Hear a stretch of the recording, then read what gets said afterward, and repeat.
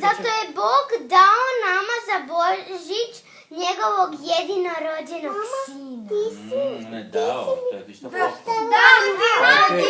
Čekaj, morate me odgovoriti, daj sebi. Na Božiću. Dobro, daj ti sebi, čekaj, ajde imam pitanje za vas, znači, Luka, a zašto je Bog dao svog sina?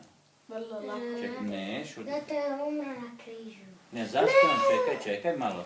Slušaj pitanje, zašto je on dao svog sina za nas? Zašto? Zato? Ne. Zašto je uopće poslao Isusa? Zašto, ljubavi? Za mir. Ne. Mogu ja? Kelek? Zato što da nam,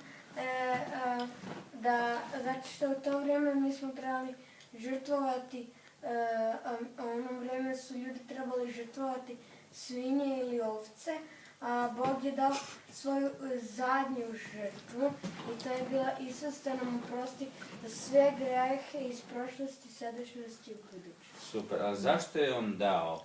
Zašto je on dao sina za nas? Zato je to jedini sin. Zato što je to Da nam jedini. oprosti za sve grijehe. Aha, da li je on dao svog sina zato što nas je voljubio? Da. Kaže Biblija da je Bog dao svog jednorođenog sina, da je Bog tako ljubio svijet, da je dao svog jednorođenog sina za nas. Znači, slušajte djeco, slušajte. Znači, Candy, on je dao svog sina jer nas je ljubio. I zato mi nekad dajemo poklon na Božić, jer šta? Volimo Isusa. Volimo jedan drugoga. Jel tako? Pa I onda i poklonimo nešto kad nekog volimo, jel tako?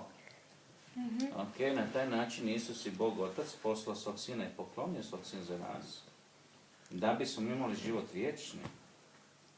Ok. Da. Mama, šta ti snimaš? Snimam.